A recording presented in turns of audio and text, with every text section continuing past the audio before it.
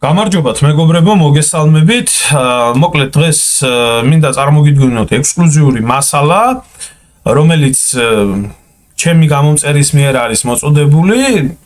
ამ რამოდენიმე დღის წინ დამიკავშირდა ერთ-ერთი ჩემი გამომწერი, სახელად გიორგი გვარად ბურდული და მითხრა, რომ რაღაც ინფორმაციის მოწოდება უნდოდა, რათა გაჟღერებულიყო და ღია ყოფილიყო ეს აღნიშნული მოვლენა ფართო საზოგადოებისთვის, გამომდინარე იქედან, რომ საკმაოდ დიდი აუდიტორია გამაჩნია.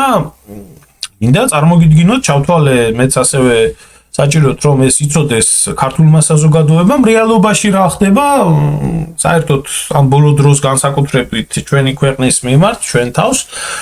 გულისხმობთ და თემა ეხება უშუალოდ ამ მიგრაციის საკითხებთან შექმნილ უზარმაზარ პრობლემას, ამ არაბიზაციის, არა მარტო არაბიზაციის საქართველოს გეგმას, ტრანსნაციონალიზაციის საქართველოსი, სადაც ქართველი ერი განადგურების პირას არის მისული, ქართული მიწა იყიდება, ჩამოდიან ყველა უცხოტომელები, მოცემულ მომენტში ძირითადად არაბები და პლუს სხვა უცხოტომელები, არანაირი მნიშვნელობა ჩემთვის არ აქვს, უცხო ქვეყნის მოქალაქეებით, ვისით გაივსება ჩემი ქვეყანა. ეს ისე ზოგ-ზოგიერთი ბრძენისთვის და მინდა ვთქვა, რომ რაღაც ამ საკითხებზე უკვე ბოლო დროს რო დაიწყებს საუბარს, ეს კოცების აუდიტორია თუ ეს ლატენტური კოცები, ვითომ კოცები რო არ არიან და ამ დროს კოცები რო არიან, კოლექტიური ეს რამიშვილები რო გახდნენ რა, ეს საბოზეთი ფულზე გაყიდული ბლოგერებით დაწყებული თუ გაგრძელებული ესე ვითომ ცნობადი სახეებით ეგ ხალხი და იმ წუთში დაგიწყებენ საუბარს, რომ აი ეს არის თურმე დისკრიმინაცია, ეს არის თურმე რა ქვია ქვეყნის წინააღმდეგ სიარული ქსენოფობია, სუფთა ტიპიური ფუჩუკუტუ ლაპარაკები, როგორებიც ჰქონდათ ლიბერალს ჩათლახებს, ზუსტად იგივე გადაიღეს ერთ-ერთში და დაგვიწყეს ახლა იმ წუთში დაიწყეს მონიშნა შინაგან საქმეთა სამინისტროსი და მსგავსი ძალოვანი ორგანოების, აი მაგალითად თუნდაც სულ რამოდენიმე დღის წინ მომხდარი ფაქტი, რომელი ფაქტიც მოხდა ქუჩაში, როდესაც დაიღო გადაკეტილი, ამას ჩვენ დაუბრუნდებით ამ ფაქტს, განვიხილავთ ამ ყველაფერს დეტალურად, საჯაროდ მიმაჩნია, იმიტომ ეს ადამიანი მიუხედავად იმისა, მასთან რა ურთიერთობა მაქვს და როგორი დამოკიდებულება გვაქვს ერთმანეთთან, მიმაჩნია, რომ ეს ადამიანი არის აბსოლუტურად სწორი.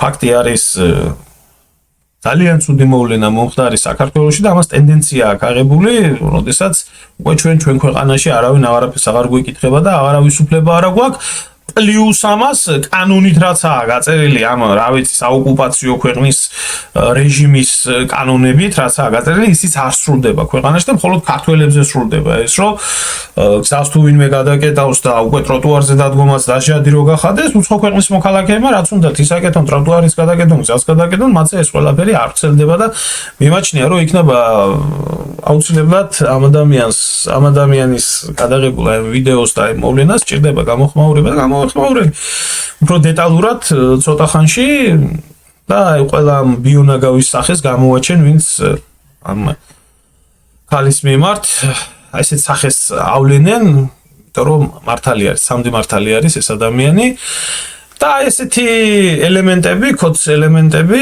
რომლებიც შემდეგ მონიშნავენ სამართლიან სიტუაციაზე შინაგან საქმეთა სამინისტროს უშიშროებას და ჩამოწერენ პროკურორივით ბრალდებას წაგიყენებენ, რომ აქ არის თურმე რელიგიური შუღლის გაღვივება, ეთნიკური შუღლის გაღვივება, მინიმუმ 3 რაღაცა საზოგადოებრივი წესრიგის დარღვევა და დაიჭირეთ დროზე და ქართველი რო კითხო, ქართველის წინააღმდეგ გაბოზების იმაში არიან ჩამდგარი ავანგარდში, რომ უცხოტობელს მიაფარონ ერთ ადგილას ხელი და რა ქვია ქართველი დაჩაგრონ და სადაა შინაგან საქმეთა სამინისტრო და სად არის პოლიცია და ესა კოცების სახე, მე უკვე რატო აგინებთ ამათ ხალხი რა, ამათი მადლიერი ვინცა, ეს გამკვირვებია თუ არა, თქვენ რო დედას გაგინებდეთ, ხალხი და ტყვიას არ გესწრიან ქუჩაში, მე ის მიგვირს სიმართლე გითხრა, მაგრამ ალბათ თქვენი პოლიტიკით მანამდეც მიიყვანთ საქმეს. მაგრამ ესე მონიშნავენ, დაიწყებენ ამ ადამიანების, ვინც მას ამოიღებს მის ქვეყანაში რაღაცეებზე და რაც კანონით ეკუთვნის თუნდაც აი ამ საზღვარი კანონებით რაც აქვს შექმნილი მას. მოკლედ ასეთ საკითხებთან რაც დღეს უნდა გაჩვენოთ, ისინი დუმან და ამიტომ მოდი ბევრი ლაპარაკის გარეშე ყველაფერი ასე რომ ვთქვათ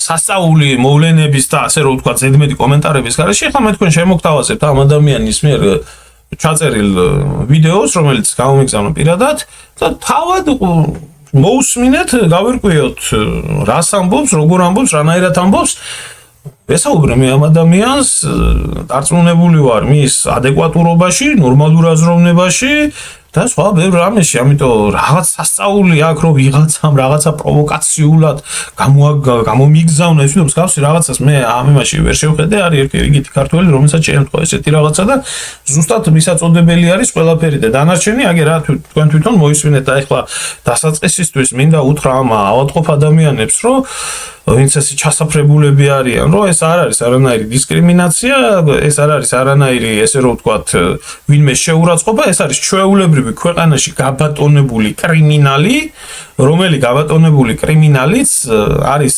ზემოდან ხელდასმული, შეწყობილი იმისთვის, რომ ქართველი ერის ინტერესები და საქართველოს მოქალაქეების ინტერესი იქნას ნიველირებული და უცხო ქვეყნის მოქალაქეების ინტერესი იქნას გატარებული, ამას ქვია ყველაფერთან ერთად აპარტეიდიც, მაგრამ ახლა ისეთ რაღაცებს არანაირი მნიშვნელობა არ აქვს ამ ხალხისთვის, მოკლედ ბევრი როარ გავაგრძელოთ, მოусმინოთ ამ ადამიანს პირდაპირ.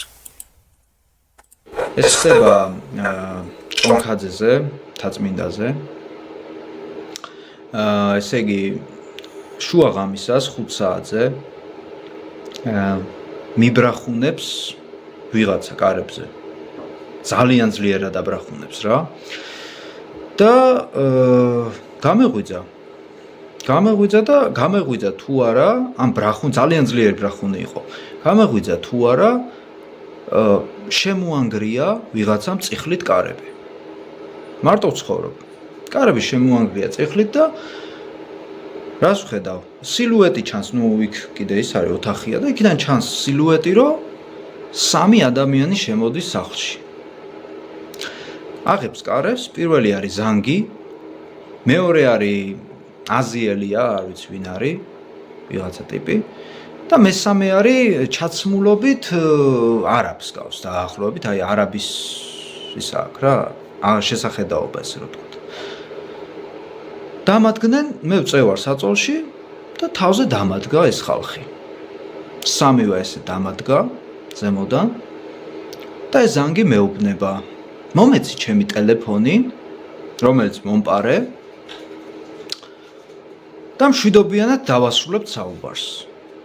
მე გაოგნებული უყურებ რა ტელეფონი, რის ტელეფონი, აზზე ვერ მოვედი საერთოდ რა ხდება და ეს აზიელი დადის ესე ტელეფონით, აქ რაღაცა ნავიგაციას თუ რაღაცა აქვს ჩართული რა, მოკლედ, რომ დავკარგეთ ტელეფონი. მოკლედ მეუბნება რომ მომპარა ვიღაცამ ტელეფონი მე და ალბათ შენ იყავი ის კლუბში, ვინც მომპარა ტელეფონი და მომეცი ტელეფონი. მე ვთხარი მეთქი არსად არ ყოფილა რაღაცა, არაფერი ტელეფონი მე არ მაქვს. ადექიო საწოლიდანო მეუბნება. წამოვდექი რა, ახლა ჩავიცვი შარვალი რაღაცა და მეუბნება რომ გარეთ გამოდიო. არაფერს დაგიშავებ, გეშინია გარეთ გამოდიო და მანახეო კიდევ ახალგაზრდა ხალხი საცხოვრობს აქ. ახალგაზრდები საცხოვრობენო, იმიტომ რომ კლუბიდან წაიღესო რა, ესე ვთქვათ, კლუბში მოხდაო ეს რაღაცა და კლუბში მომპარესო და ალბათო ეს ახალგაზრდებიცო კლუბში დადიანო და აქ არის ვიღაცა, მოკლედ ვიღაცას აქვს. მოკლედ რო გითხრათ, თურმე რაც მომხდარა, ეს არის ვიღაცა დამთვრალა, ვიღაცა აქ ჩემი მეზობელი, სადღაცას კლუბში, მოკლედ შემთხვევით ჩაუცვი რაღაცა მანტო თუ რაღაცა მაგათი და მოკლედ მაგას ედო რა ეს ტელეფონი და ნავიგაცია კი ბატონო აჩვენებდა რომ აქ სადღაც ეზოში იყო. მაგრამ სულ რომ მოეპარა იმ ტიპს, სადაც ყვარში გადაეგდო ის ტელეფონი. მე კარები უნდა შემომინგრიოს ვიღაცამ, ეს ხო დანაშაულია, ხო? თან ძალიან სერიოზული დანაშაულია. და პირველი რაც ვიფიქრე ახლა კარები რომ შემომინგრიეს აქ, ეს იყო რომ ან დამჭრიან, ან მცემენ, მინიმუმ მცემენ, ან რა ვიცი, საერთოდ მომკლავენ, იმიტომ რომ მზად ვიყავ ყველაფერს, ახლა არ შემშინებია, მაგრამ რეალურად გავითიში, არ ვიცი რა უნდა გავაკეთო მაგ მომენტში რა.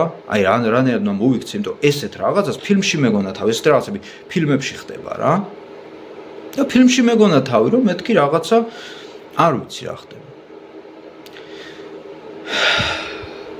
და გავედი გარეთ, გამიყვანეს გარეთ ავდექი. მე ვერაფერს ვერ ვაკეთებ, ვერც პოლიციაში ვერ ვიყავ, ვერაფერი, იმიტომ რომ არ ვიცი ხა ამათ ჯერ ერთი სამნი არიან და იარაღი აქვს, დანა აქვს, ხა არ ვიცი ამათ რა აქვს რა. თან მარტო ვარ.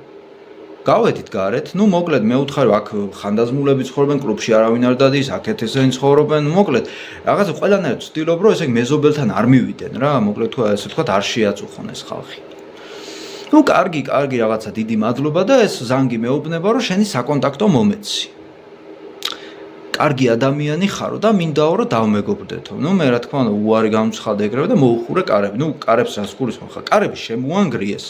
არა ნუ ჩატეხვი და რაღაც არ ჩატეხილა, ანუ უბრალოდ კლიტე გააღეს, იმიტომ რომ მე იტალიურ ეზოში ვცხოვრობ ხა, აქ ჭონქაძეზე ის არის იტალიური ეზოებია და შესაბამისად ამ კოდებით და იმით არ არის დაცული ესე რა სახლები რა და არის ხის კარებები. ანუ ესე ძალიან მარტივია რომ გააღო რა, ესე წიხლით ან რაღაცა, მაგრამ თუ მიარტყამ შეხვალა უჩვეულო. ჯერ ერთი რკინის კარებიც რომ მქონდა და რა ნიშნობა ქვას აიღებდა იმას ჩაამტროვდა ფანჯარას ისე შემოვიდოდა. ანუ შემოღწევა მაგას უფეხებზე ეკიდა ხა იქ შემოსვლა ეგენი რომ შემოვიდნენ იმასაც არ ფიქრობდნენ მაგალითად რომ აქ შეიძლება ვიღაცამ პოლიციელი დახვედრო და იარაღიანი ტიპი ან თუნდაც ბევრი ადამიანი მამაკაცი დახვედრო და ვინც თავპირს დაამტროვდა ანუ ყველაფერზე წამსვლელები იყვნენ წავი წიხლით რომ გივარდება ვიღაც უცხო ტომელი რომელიც რეალურად მექსიკელი აღმოჩნდა მე ან მექსიკელი ტიპი მინგრევს კარებს ღამის 5 საათზე აი რა უნდა ვიფიქრო ხო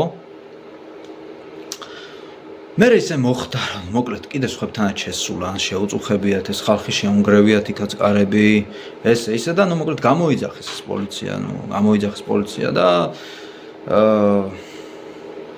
მოკლედ დაიჭირა რა პოლიციამ ეს ხალხი წაიყვანეს მე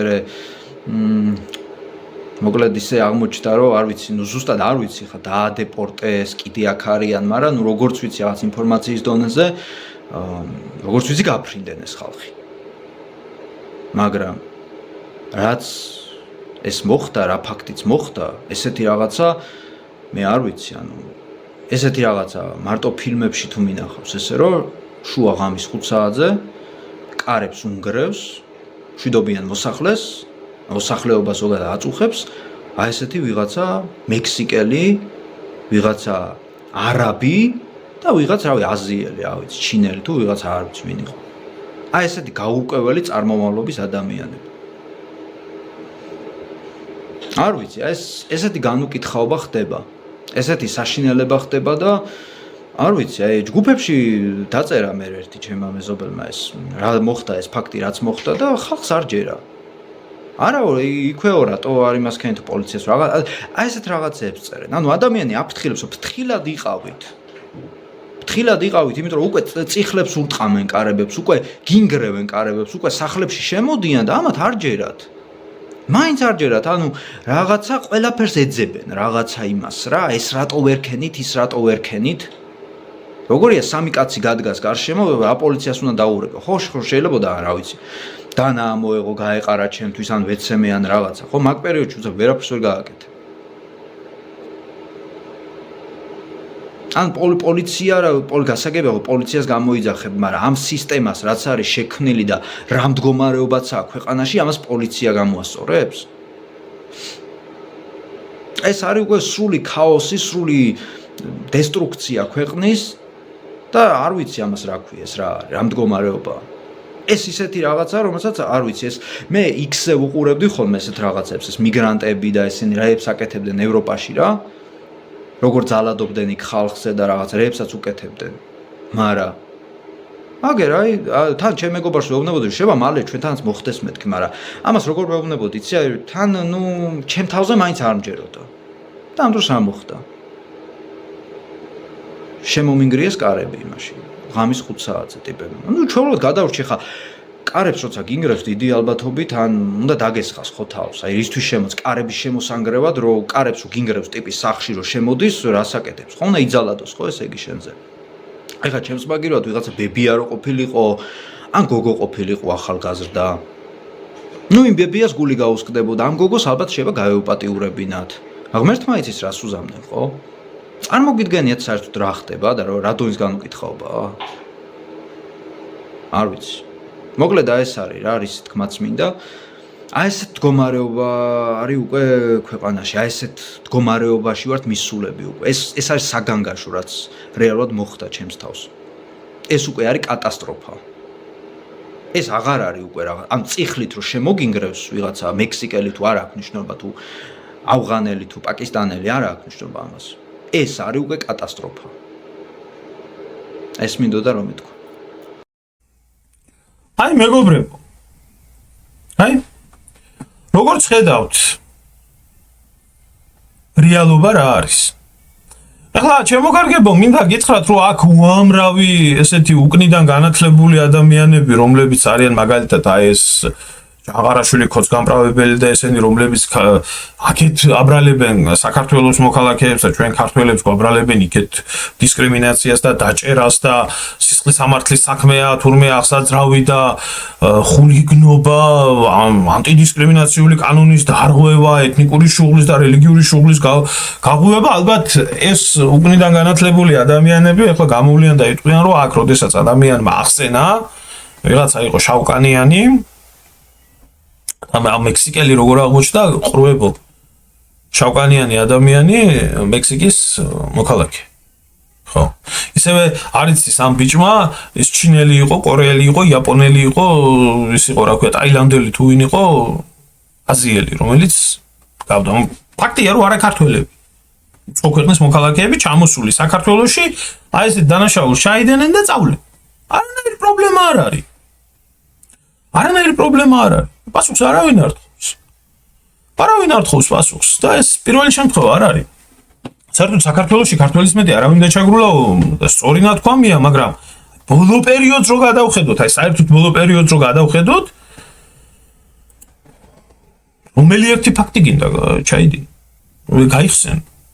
აი სულ ცოტა ხნის წინ ბრიტანეთის მოქალაქე ვიღაცა 19 წლის ლაწირაკი გოგო, რომელსაც 14 კილოგრამი ნარკოტიკი ჩამოიტანა საქართველოში და ემუქრებოდა სამუდამო პატიმრობა საქართველოს კანონმდებლობის შესაბამისად, განთავისუფლა სასამართლომ და გაუშვა ბრიტანეთში. ჩამოვიდა მისი ოჯახი, გადაიხადეს 50,000 ლარი თუ რაღაცა და გამოიყვანეს და წავიდნენ. აბა ეხლა ესეთი დანაშაულებებზე კი არა მაქვს საუბარი, მსგავსი რაღაცა რო ჩაედინა რომელიმე ქართველს რო ჩაგვედინა უცხოელების მიმართ. ხო იცით რა ამბავი ატყდებოდა? ეს ბნელი გრუზინები და ეს რა ვიცი ჰომოფობები და ქსენოფობები და კაცი ჭამიები და რა ვიცი რუსეთის აგენტები და სასწრაფოდ დაიჭირეთ და ესკენით და ისკენით და რასისტები და 1000 უბედური. არა და რეალობაში რაც ხდება, მე მინდა გითხრათ რომ 10,000-ობით დანაშაული აქვს ჩადენილი უცხო ქვეყნის მოქალაქეებს და ამ მომენტში ჩადიან. მაგრამ საქართველოში თუ ძალიან არ გახმაურდა მსგავსი რაღაცები, კაციშვილი არ იჭერს, მაგრამ კაციშვილი არ ეხება. რამდენი შემთხვევა იყო აი ესე ჩამოსულმა მიგრანტებმა შიშიმუ პირიცკი გააუპატიურეს, ბავშვზე იძალათ, 1000 უბედურებები მოხდა. არავინ არაფერს პასუხს არ აგებს, იმიტომ რომ ჩვეულებრივ დანაშაულებრივ სინდიკატში არიან ესენი ჩართულები. რა მინდათ გითხრათ, იცით, აი საქართველოს თანდათან შემოგარგებო ემგონება, როგორ გითხრათ, იცით, რევოლუციამდელ კუბას, რომელსაც თავისუფლების კუნძული ერქვა. სადაც ამერიკელები ჩადიოდნენ, ამერიკის მოქალაქეები ფულს იხდიდნენ და დაუშალად აკეთებდნენ იმას, რაც უნდოდათ. კაციშვილი არ თხოვდა პასუხს, იმიტომ რომ იყო ესეთი მოღალატე საკუთარი ქვეყნის და ერის მოღალატე ხელისუფლება, რომელსაც გაყიდული ჰქონდა როგორც ხალხი, ისე ქვეყანა. გაყიდული ჰქონდა და ფეხებზე კი და ფული შემოსული იყო ქვეყანაში და ზუსტად იგივე არის ანალოგიაში ერთი და იგივე. იმიტომ რომ ის რაც ეპატიება უცხო ქვეყნის მოქალაქეებს, ის არ ეპატიება საქართველოს მოქალაქეებს. კონკრეტულად ქართველებს. სხვაზე იმ წუთში ერთი ამბავი ატყდება. აი ამ მდგომარეობამდე მიიყვანა ქვეყანა ბიძინა ივანიშვილმა ქართულმა ოცნებამ და ამათმა გადარებულმა პოლიტიკამ. ეს არის ამათი ნახელავი. აბა კარგად გაიხსენეთ, შემოგარგებო რა ხდებოდა. 4000 ბარიგა საქართველოს უცხო ქვეყნის მოქალაქე მარტო დაჭერილი ბოლო პერიოდში ახლა რაც დაიჭირეს. მანდ არავის არ ახსოვდა. მაურის მოძრაობები, რომელიც პახტაძის მოადგილედ რო აიყვანეს ნარკომანი ერთ-ერთი. როდესაც მიუშვეს ყველაფერი საქართველოში და მოხსნეს დეკრიმინალიზაცია ყველაფერი კოცობამ და ბიზნესს აპირებდა პლანის პლანტაციების გაშენებას. ის არაფერი. ეს ნარკოლიბერალიზაცია და მსგავსი რაღაცეა. ახლა დაიწყეს ბოლო დროს 13 წლის თავზე დაიწყეს ეს ყველაფერი. მაგრამ აი შეხედეთ. იმიტომ რომ საქართველოს გადააქციეს კავკასიის ლამის ავღანეთად. ავღანეთში მოუარეს ტალიბებმა ამ პრობლემას. სხვათა შორის ისე რო იცოდეთ, ავღანეთი აღარა ისეთი ქვეყანა როგორიც იყო. ეს საქართველოს შეიძლება დღესაც. უამრავი სხვა დანაშაული ხდება. უამრავი სხვა უბედურება ხდება, მაგრამ აი ესე იჩქმალება. აი ესე იმალება ეგ ყველაფერი. აქ თუ რამეს ვინმე რამე სიტყვის გამოაგერეს. წოველისნაირი ისინი რა ქვია და ბაკურსვანიძის და იმათნაირი ისინი. ნაგვები და დაიწყებენ იმას რა ქვია იქით. მადლობას გადაუხდიან პირიქით. აი აქამდე მივედით. როდესაც ჩვენ ვამბობდით, რომ ეს აქამდე მიიყვანდა ქვეყანას. როდესაც ჩვენ ვამბობდით, რომ მიგრაციის პრობლემა, როდესაც მოხსნილი იყო მთლიანად თავიდან ბოლომდე მოღებული იყო საქართველოს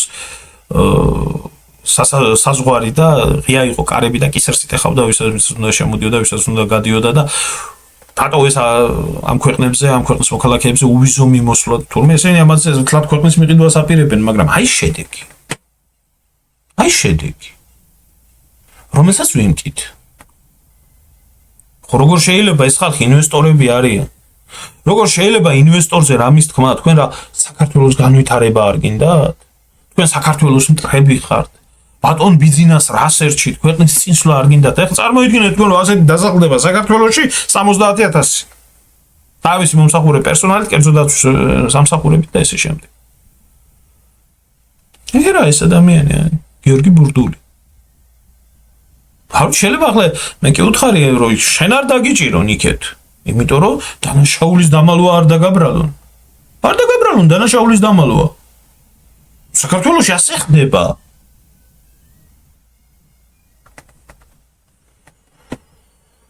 მაგრამ არაო, რა ვიცი, ამ საქმესთან დაკავშირებით უკვე დაწყებულია საქმის წარმოებაო და რა ვიცი, მე მგონი რა დამიჯერენ.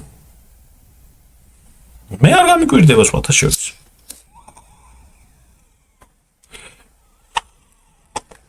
აი ასეთი ქვეყანა მივიღეთ. და რატომ მივიღეთ ხალხო ესეთი ქვეყანა, იცით? აქ არ არიან ისინი ის ჩამოსულები ამ ყველაფერში დამნაშავე. ამაში დამნაშავე ვარ ჩვენ. ამაში დამნაშავე არის თითოეული საქართველოს მოქალაქე. რომელსაც ხელი შეუწყო ამ დამპალ რეჟიმს, რომ ამ დამპალმა აყროლებურმა რეჟიმმა ასეთი ცხოვრების წესი დააყენოს ქვეყანაში. ვგებულობთ ამას. ეს ნუ გაგიკვირდებათ. აშუაში არ არიან ისინი. იმათ მაიციან რომ საქართველოში ჩამოვლიან, ჩაიდენენ დანაშაულებს და დაუჯელად წავლიან. აი ეგ არის. რა ვიცი, ვისაც ესეთი საქართველო მოგწონთ, ვისაც ამ თავრობის ესეთი მართული ქვეყანა მოგწონთ, გაყიდული სამშობლო მოგწონთ, ვისაც, რა ვიცი, უკართველო საქართველო მოგწონთ და ბედნიერები ხართ ამის გამო, ახლა მე რატომ უნდა გაგიკვირდეთ, რომ ვიღაცა დედას შეგაგინებთ და შეგაფურთხებთ და გეტყვით, რომ მოღალატე ხართ. იმიტომ მოღალატეები ხართ რეალურად. რეალურად მოღალატეები ხართ. იმიტომ ფეხებზე კიდია თქვენი ქვეყანა. ფული გქონდეთ, ოღონდ თავარია და ზალაუფლება. დანარჩენი მორჩა. თქვენ ამ ბიჩის ბედი გადარდებთ თუ იმ დანარჩენი აწიოკებული ხალხის. არავის არაფერი არ გადარდებთ. არ გადარდებთ. თქვენ გადარდებთ, ოღონდ იყოს ბიძინე. და ჭამესვი და იძინე იყოს. ეგა. ხო და ვისაც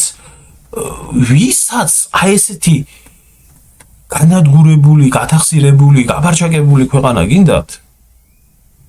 ხო იცით რასაც ვფიქრობ ახლა ეგეთ ადამიანებს. არ მინდა ყოველ წუთში ვილანძღო, ვიგინო, ვიფურთხო და ვეიმასკო. და დიძახეთ მე რომ აი ნაციონალები ხარ მობრუნდებიან და აბა ნაციონალები გინდა და ესე შემდეგ. ნაციონალური მოძრაობის დროს უამრავი დანაშაული ხდებოდა. და პირველი გადამფარებელი და პირველი ხელის დამფარებლები ესენი იყვნენ. აქ როდესაც მოეთრიე. მაგრამ ნაციონალური მოძრაობის დროს ახლა იმას ყოველთვის დააბრალებთ, რომ ბარიგობაზე იყო აღარ ახსნილი. შეიძლება აქამდე რო დარჩენილიყო, იმათ უარესი ეკნათ, მაგრამ ფაქტი ყო არ იყო ასე.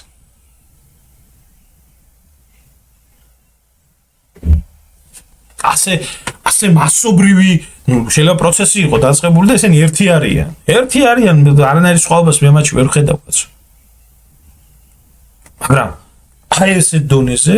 არა, აქ როგორი ფენომენი არის, იცით? ნაცების დროს რაღაცა ცუდი რო ხდებოდა, ხო? ის ცუდი იყო, მაგრამ იგივე ცუდი და უფრო უარესი ამ დროს რო ხდება, არა, ეს არა. ეს არა. ღმერთმა დაალოცოს ბატონი ბიძი. არც არასდროს ეშველება ესეთ ქვეყანას, იმიტომ რომ ამდენი ნაბოზვარი, ამდენი მოღალატე და ამდენი ჩათალახი არის ქვეყანაში. რომელსაც არც მისი ქვეყანა აინტერესებს, არც მისი თანამოქალაქე აინტერესებს, არც ის აინტერესებს, ხვალზე რა იქნება, იყოს თვითონ მედროვეულად სვას ჭამოს და მისი უჯიშო დედამოწმული შთამომავლობა ყავდეს კარგად და მოუწყოს მოუმზადოს ამ დედამოწმულ შთამომავლობას, მაგრამ ესე კიდე პლასტარმი რომ გადააბაროს ეს ქვეყანა დანარჩენი ვის რა შეაინტერესებს. აი მივედით აქამდე. ну დანარჩენზე ცოტა ხანში ვექნება კიდე ამ საკითხებზე საუბარი და რა ვიცი. აუ ისევ ჩვენ თუ გამოვფრთხილდებით ნორმალური ადამიანები და ჩვენ თუ ვიზამთ რამეს თუ არა ამათი გაკეთებული აგერა ეს ნაუცნებარი საქართველო. მადლობა ყველას ყურადღებისთვის, კარგად ბრძანდებოდეთ.